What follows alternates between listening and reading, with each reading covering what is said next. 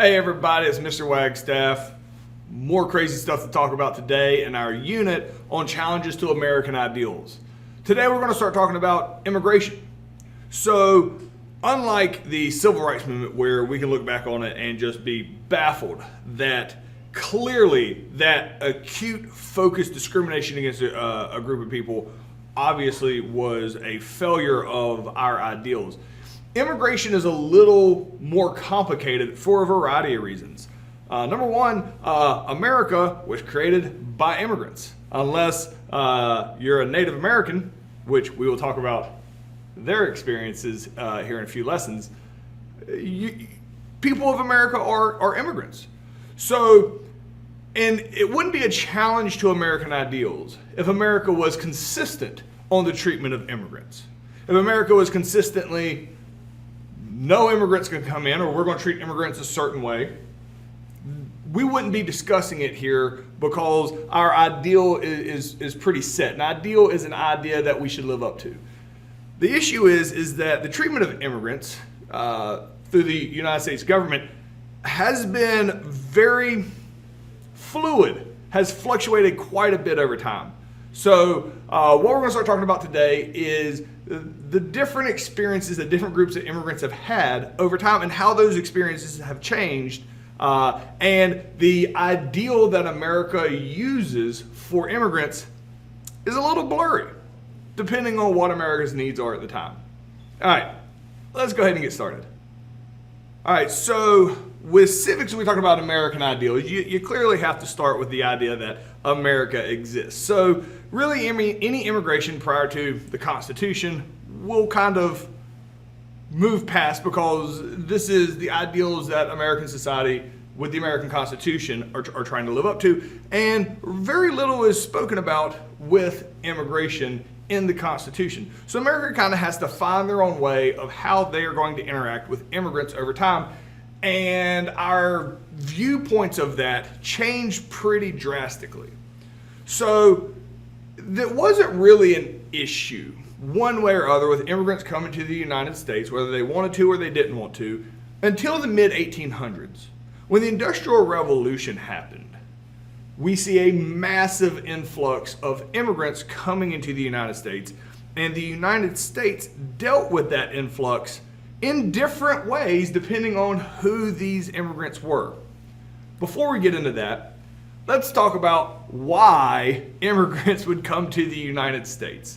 All right, or any immigrant would go anywhere, or any person would move from one house to go live in another house.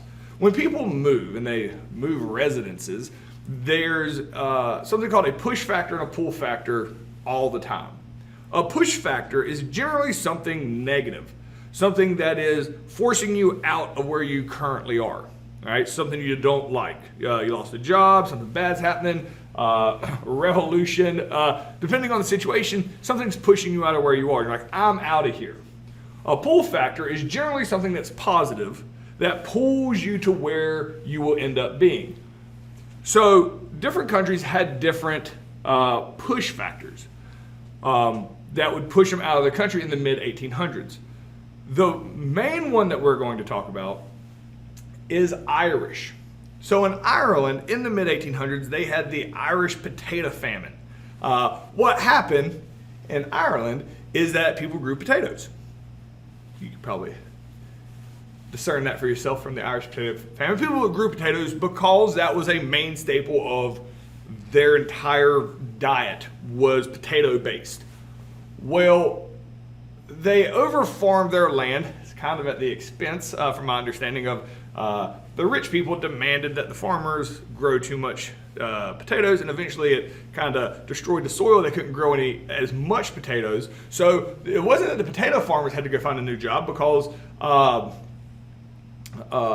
the potato farmers were making bank, because the few amount of potatoes they could grow, they could make tons of money off of it because there was a shortage of it. Rich people were fine because they could be the ones to afford those expensive potatoes. The poor people in Ireland couldn't afford food. And it is panic mode when you can't afford food, and people were fleeing Ireland, the poorer class, desperately trying to find food. So the push factor in Ireland at the time was fleeing Ireland due to a potato famine. The pull factor, what are these people looking for? Food, all right? So you're like, I bet they went where there's a bunch of food. Well, you would be correct on that. You got to have enough food for them. However, food ain't free.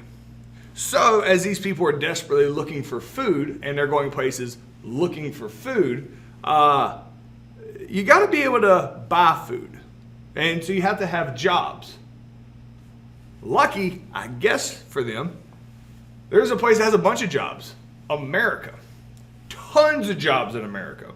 And we're going to talk about that in a second. But look at the number of immigrants that skyrockets in the United States from 1820 up to 1850, just absolutely skyrockets. And a lot of that is the Irish immigrants coming into the United States due to the Irish potato famine. There's also a large German population coming to the United States as well. The German population is a little different. They were lower middle class, so they had some money when they came over here. The Germans, and I'll go ahead and show you this map here. This is in 1850, basically the largest amount of immigrants in those regions. Now, if you notice, the Germans, the German immigrants are really kind of in the middle of the country, and we're not going to talk a lot about them because there's not as much drama associated with the Germans. Had nothing to do with the actual people of the Germans. But the Germans came over, and they are apparently, and I did not know this until I had done research on this years ago, a lot of dairy farmers. So they came over with money. They needed to buy farmland. A lot of the people in the South are like, you can't buy land here. And they're like, no, we don't want like your farmland for cotton or whatever. We want just really land that we can grow, cattle and have dairy farms on. So a lot of the Midwest gets purchased by dairy farmers from Germany. And you can see that today. Wisconsin, one of these states right here. Wisconsin, still to this day, is known for cheese from the dairy farmers, from the German heritage. But the Irish came over here on the East Coast. Now, let me clarify. This map is telling you what's the highest percentage of immigrants in those states. These Irish weren't showing up in the South. So they're like, well, it's sure right there in Alabama says Ireland. Yeah, maybe 2 Irish went to Alabama, and that's the most immigrants Alabama got. They're not showing up in the South. They're showing up in the North. Like 99% of them are showing up in the Northeast. And you're like, why is that? Because I'm sure you're questioning that. It's because something has taken place called the Industrial Revolution, where factories are mass producing stuff in the North, and they need a bunch of labor, tons and tons and tons of labor in the North in order to run these massive factories effectively. You also need people that would work dirt cheap. The Irish are showing up basically starving to death, willing to do anything to get enough money to eat. So the factories are like, pay you a nickel a day. Tons of Irish would line up to do that because a nickel a day will get you food back then. And so the Irish will show up, and these factories are filled with Irish. The Irish are happy because they got jobs when they initially get here. Even though they're not getting paid much, it's a job. You can buy food. Everything's good. The owners are making bank and getting super rich at this time, and they're like, this is fantastic. The Irish and the United States government completely supports this. High-fiving the Irish as they're coming in. Hooray, there's jobs, because more people here, more people working, more taxes. So the United States government loves all these immigrants. The immigrants themselves, however, felt a lot of discrimination in their daily lives. All right, and you're like, the Irish?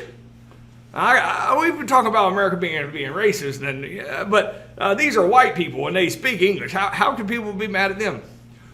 Again, racism and discrimination doesn't have to follow logic. Like racism against immigrants is called Nativism, the belief that people that are born here should be treated better than foreigners. But it's not just that. They have to find a reason to dislike them.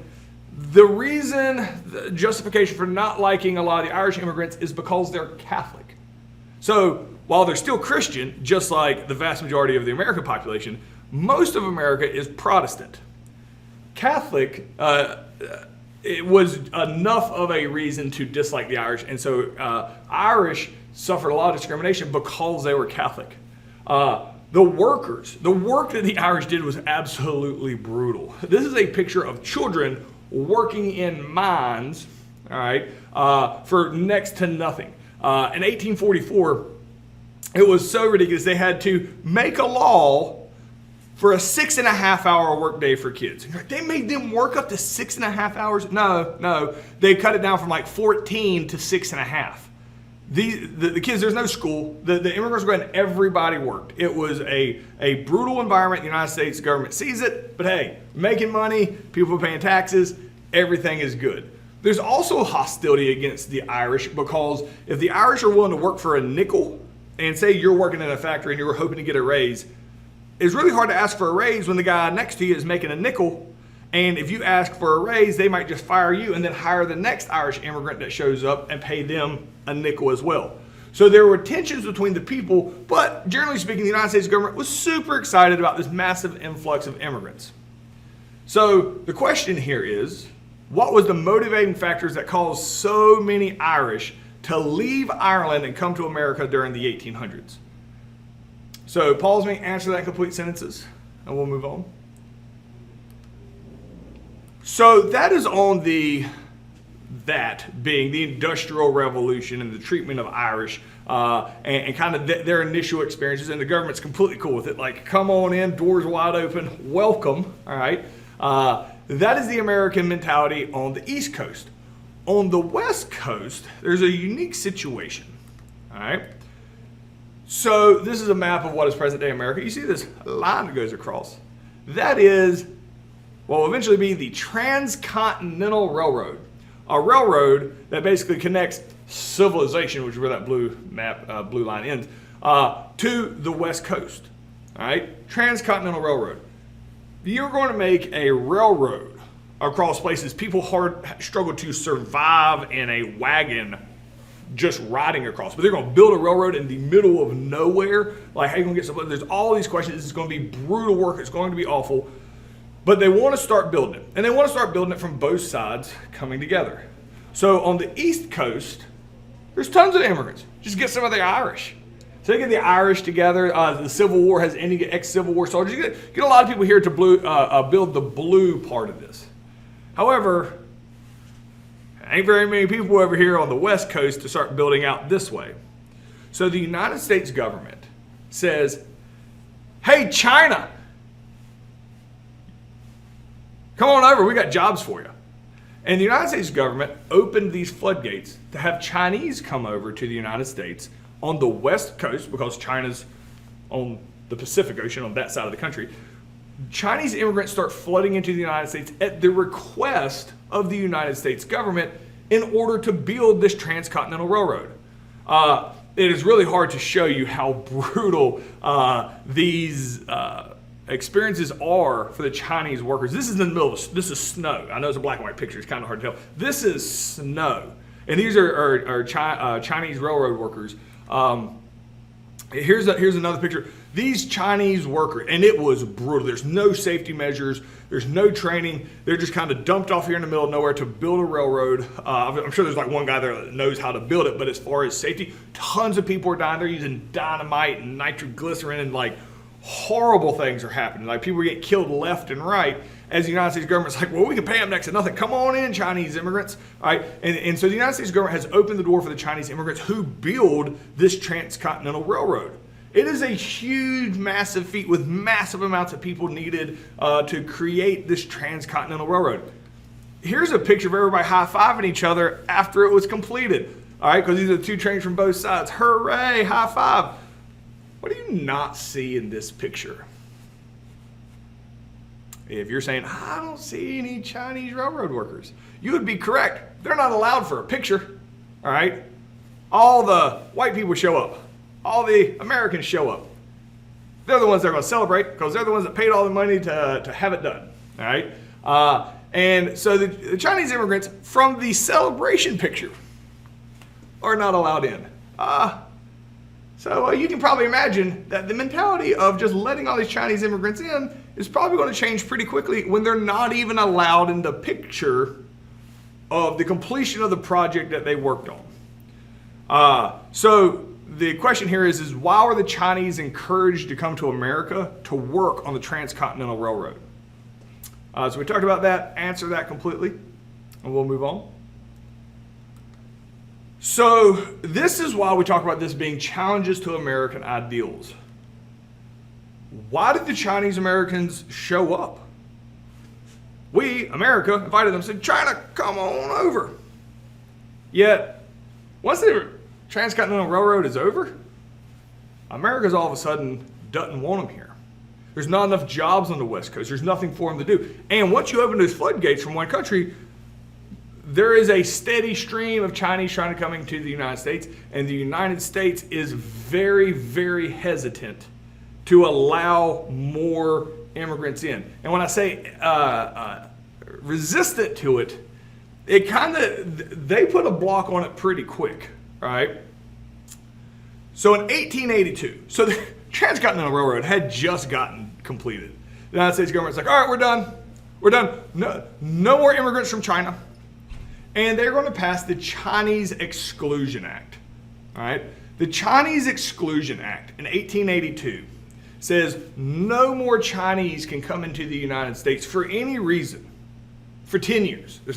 Just for 10 years. Get up there. No more Chinese can come in for 10 years.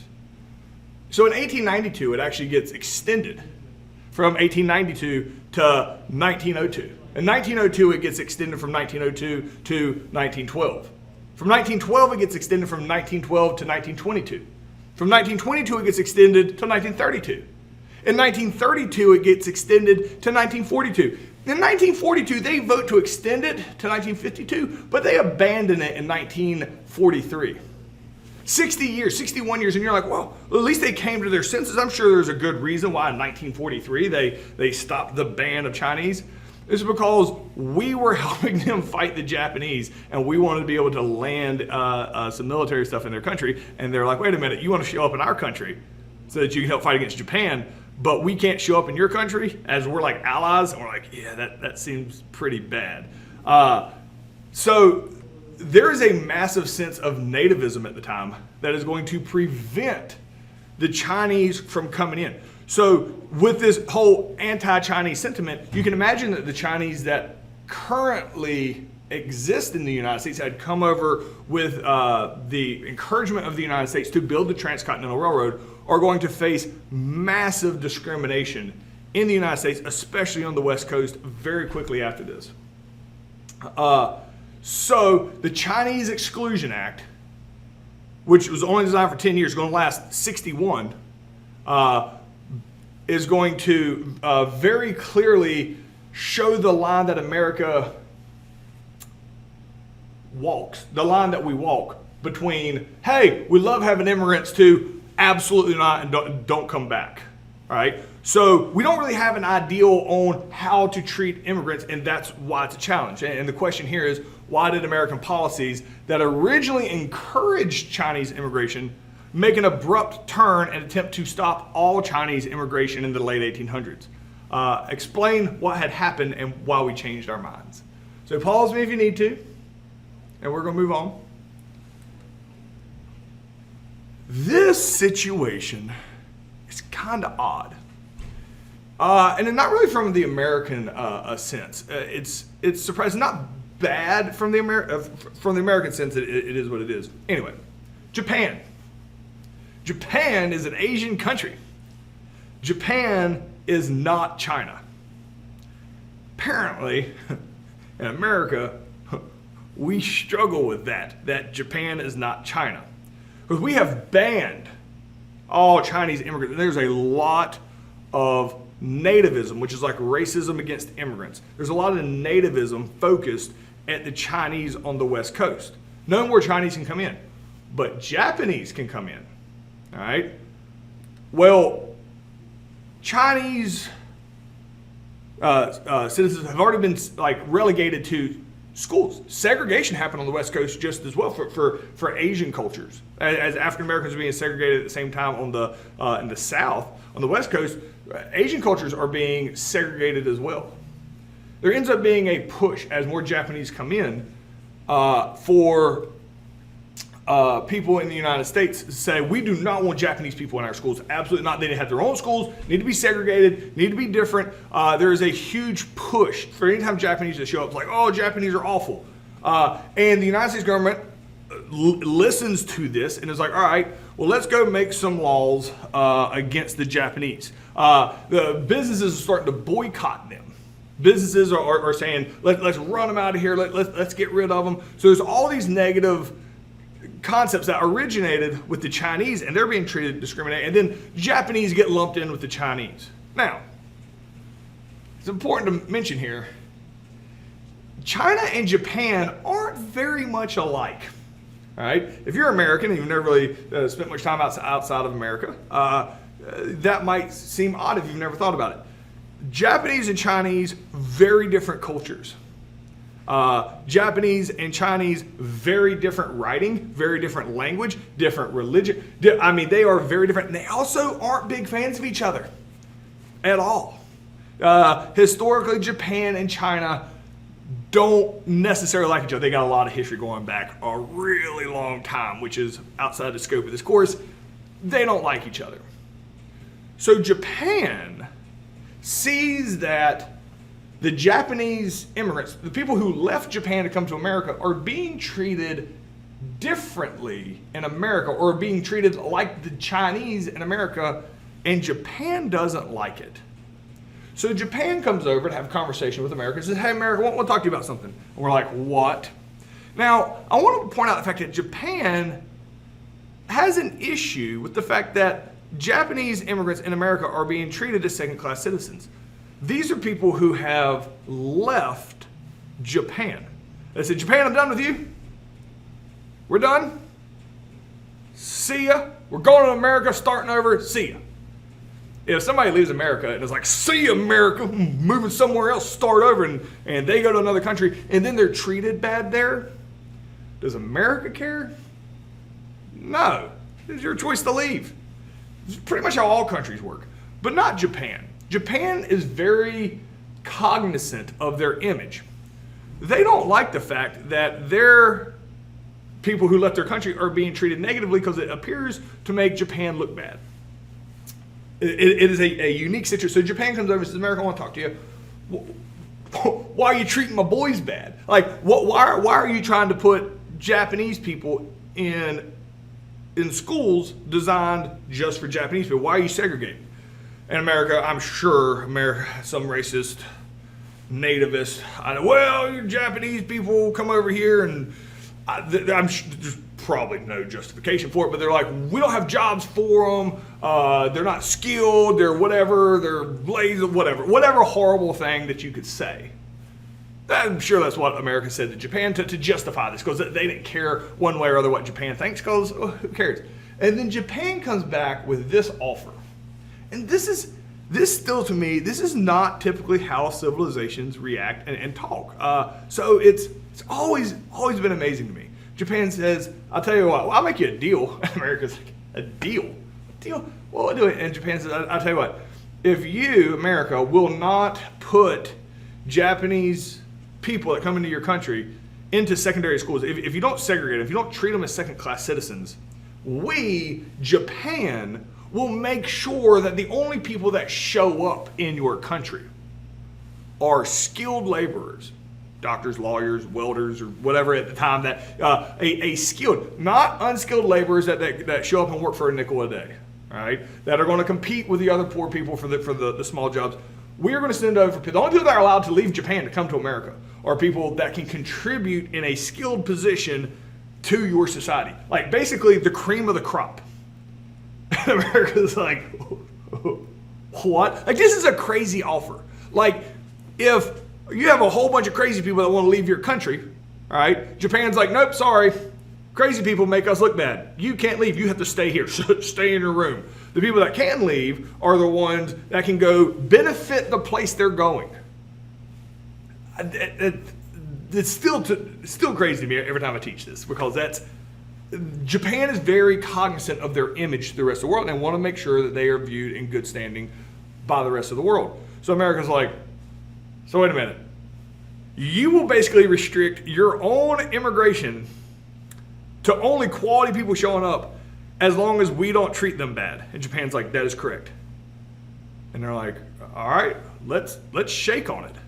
And this is called the Gentleman's Agreement between the United States and Japan.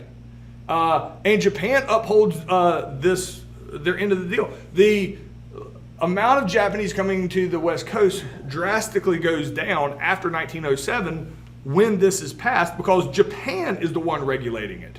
And the people that show up are highly skilled and contributors. What makes it even crazier, remember how we talked about Korematsu versus the United States in World War II? We rounded up Japanese people and put them in camps. That's these people that will eventually, in 40 years from this point. So, with all these spies, these are doctors, lawyers, skilled people that had come over, affluent parts of society, and still didn't stop the nativist actions of the United States during World War II when they rounded up Japanese Americans on the West Coast and put them in internment camps. But Japan absolutely did not want to be associated with China as well. They're like, China's China, just China things. We're Japan, whole different country, America. So the question here is, how is the Gentleman's Agreement different from the Chinese Exclusion Act? And what does Japan promise to do if the Japanese immigrants aren't treated differently than other American citizens in the Gentleman's Agreement? So answer that completely, and I'll see you guys tomorrow.